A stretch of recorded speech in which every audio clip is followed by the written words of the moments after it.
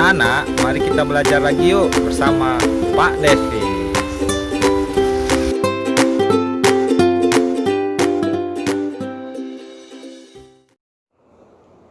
Assalamualaikum warahmatullahi wabarakatuh. Apa kabar anak-anak Bapak semua? Mudah-mudahan pada hari ini diberikan kesehatan, diberikan nikmat ilmu, diberikan rezeki, diberikan kesembuhan bagi yang sakit ya. Amin ya rabbal alamin. Sholawat beriringan salam kita curahkan kepada Nabi besar kita Muhammad Sallallahu Alaihi Wasallam. Mudah-mudahan di akhirat nanti kita diberikan atau mendapat syafaat oleh beliau.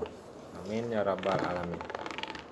Pada hari ini anak-anak Bapak semua, kita kembali ke pembelajaran Penjaskes kelas 5, yaitu masuk ke materi pembelajaran keempat ya, yaitu apa? Tentang pencaksilat. Nah, di sini kita masuk ke dalam pencaksilat. Oke, anak-anak Bapak semua, mudah-mudahan apa yang nanti Bapak sampaikan bermanfaat untuk Bapak, bermanfaat untuk anak-anak Bapak semua ya, dan bisa diamalkan dalam kehidupan sehari-hari dan bisa menjadi badan yang sehat ya, jiwa dan raga yang sehat ya. Oke, langsung saja. Yang pertama yaitu tentang pencaksilat. Nah, di sini ada beberapa materi ya. Yang pertama pengertian seni bela diri pencaksilat, terus gerak dasar pencaksilat non lokomotor, dan ada gerak dasar pencaksilat lokomotor. Jadi ada 3 pembahasan. Nah, sekarang minggu ini kita bahas tentang pengertian seni bela diri pencaksilat dan gerak dasar pencaksilat non lokomotor. Nah, yang ketiganya untuk materi minggu depan yaitu gerak dasar pencaksilat lokomotor ya. Yang pertama kita bahas dulu pengertian pencaksilat. Nah, pencaksilat ini adalah merupakan seni bela diri yang berasal dari Indonesia ya. Ini berasal asli dari Indonesia ya, anak-anak Bapak semua. Nah, seni bela diri ini bahkan telah dikenal luas hingga mancanegara. Pada pembelajaran ini kita akan belajar tentang pencaksilat. Nah, jadi pencaksilat ini adalah budaya asli Indonesia yang harus kita kembangkan ya. Bagi anak-anak Bapak yang penggemar silat atau yang sudah masuk ke perguruan pencaksilat, mudah-mudahan bisa kalian kembangkan dan menjadi amal untuk kalian dan bisa diajarkan ya bagi orang yang tidak pandai pencaksilat, dan menjadi amal untuk kalian ya. Nah, sekarang kita bahas tentang pengertian pencaksilat ya. Di Jawa orang sering menyebut pencaksilat menggunakan istilah pencak. Nah, sedangkan di Sumatera dan di daerah-daerah lainnya menggunakan istilah silat ya. Kalau di tempat Bapak Sumatera itu disebut dengan silat. Nah, pencaksilat ini adalah bela diri yang terikat pada peraturan dan digunakan dalam belajar, latihan, pertunjukan maupun pertandingan. Nah, ini pencaksilat ini adalah terikat ya. Dia terikat dengan peraturan. Nah, peraturan yang digunakan yaitu dalam belajar ya. Dalam belajar dia ada peraturan, latihan pun ada aturannya. Terus ada pertunjukan ada aturannya, maupun pertandingan. Apalagi pertandingannya juga ada peraturannya. Nah, apa yang mengikat peraturannya kalau di Indonesia ini disebut dengan IPSI, yaitu Ikatan Pencaksilat Seluruh Indonesia. Nah, itu yang menaungi pencaksilat di Indonesia ya. Nah, seni bela diri ini secara luas dikenal di Indonesia, Malaysia, Brunei Darussalam, Singapura, Filipina Selatan, dan Thailand Selatan. Nah, pencak silat ini merupakan seni bela diri yang diwariskan secara temurun dari generasi ke generasi. Untuk mengetahui lebih lanjut, marilah anak-anak bapak kita semua mempelajari gerak dasar lokomotor dan lokomotor nanti untuk membentuk gerak dasar seni bela diri ya. Nah, bagaimana supaya kita memahaminya? Yaitu kita harus cinta dulu dengan budaya kita, yaitu tentang pencak silat Indonesia yang berasal dari Indonesia. Kalau kita tidak mencintai apa yang kita latih, maka tidak akan bisa kita lakukan. Yang pertama kita harus menyukai dulu. Nah, pencak silat ini apa gunanya? Bisa guna untuk yang pertama kesehatan, bisa kebugaran, dan tujuannya untuk mempertahankan diri dari serangan musuh. Nah, jadi Allah juga menginginkan sangat sayang kepada hambanya yang kuat. Jadi kepada hambanya yang lemah Allah tidak suka ya, tidak sayang gitu. Jadi kita harus sehat.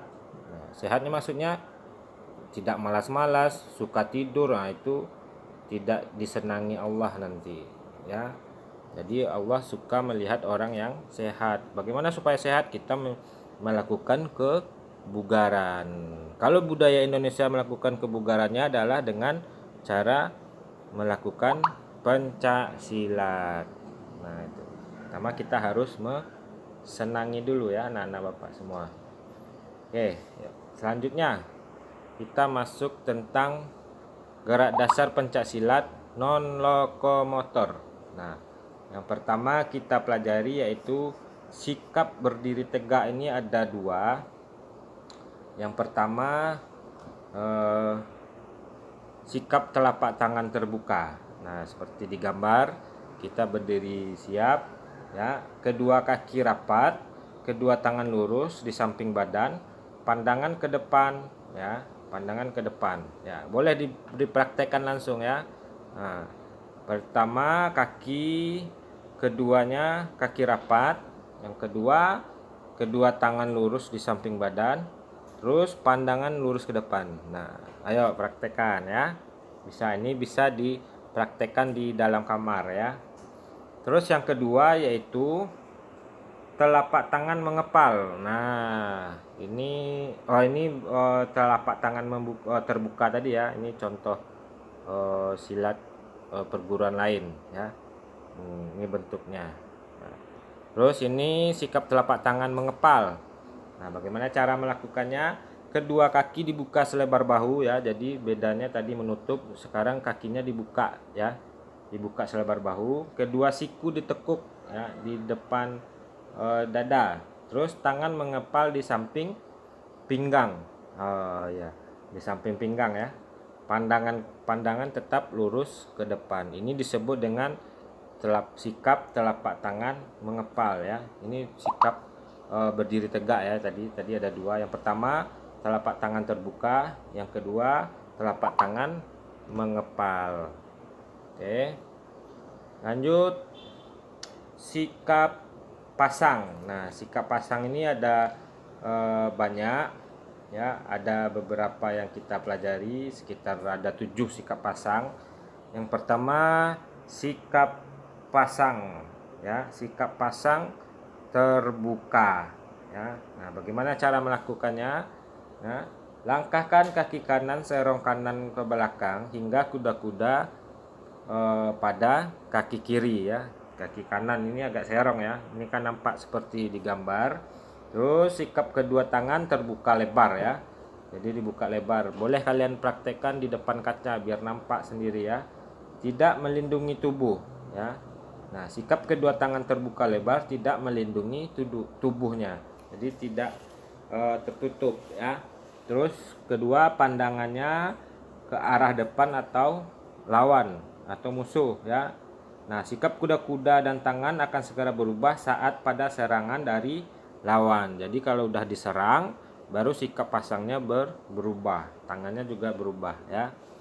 Masuk ke selanjutnya yaitu sikap pasang kuda-kuda sejajar. Nah, yang pertama cara melakukannya, langkahkan kaki kanan ke belakang. Nah, seperti di gambar ya, kaki kanannya ke belakang. Nah, sehingga kuda-kuda pada kaki kiri di depan ya. Terus dengan pandangan ke arah lawan atau datangnya serangan.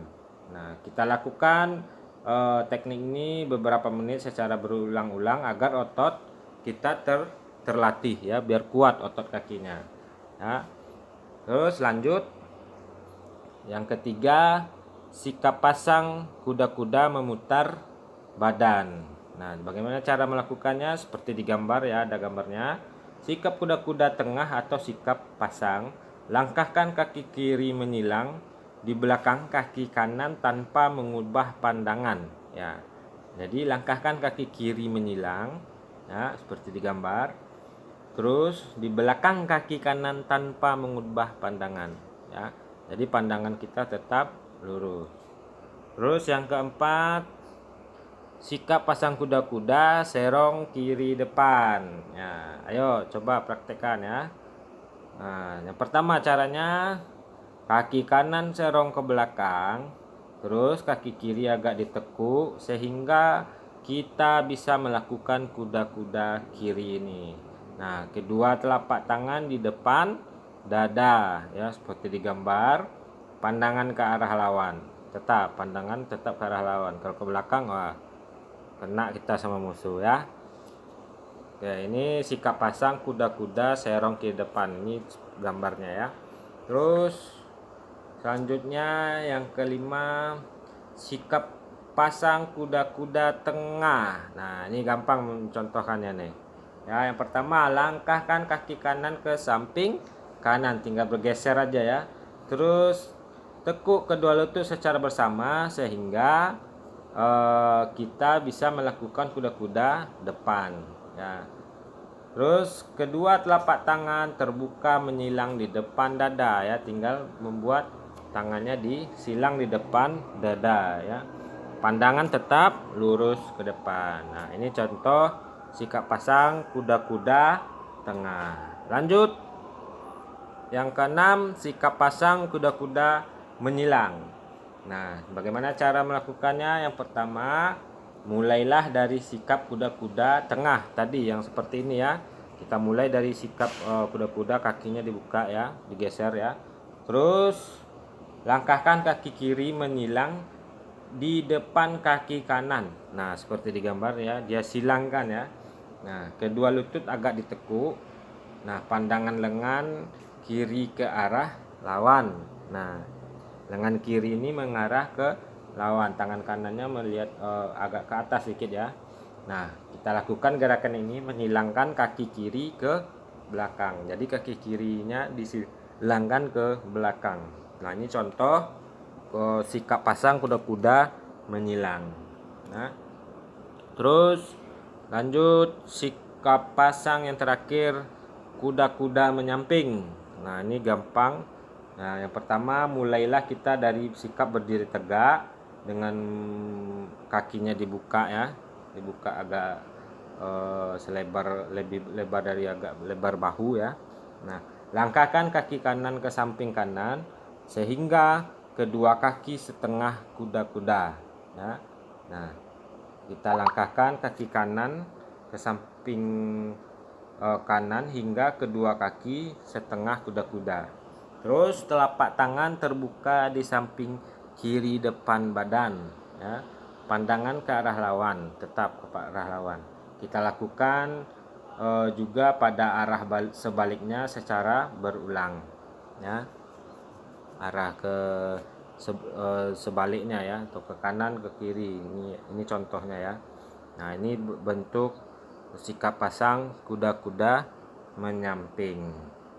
Nah, ini yang terakhir, yaitu ini salah satu contoh gerakan yang udah profesional dan bisa melakukan gerakan menghindar, menangkis ya, terbang terbang-terbang ya gitu ya. Nah ini udah profesional. Jadi kalau ingin anak-anak bapak bisa seperti ini ya, ini gunanya untuk menjaga diri ya dari serangan lawan ya. Ini sampai di sini bapak cukupkan dengan contoh gerak dasar pencaksilat non lokomotor ya. Jadi ada beberapa contoh sikap pencaksilat non lokomotor. Nah minggu depan kita lanjut dengan gerak dasar lokomotornya lagi ya. Oke, mudah-mudahan bermanfaat untuk anak-anak bapak semua. Bapak sudahi. Assalamualaikum warahmatullahi wabarakatuh. Salam olahraga.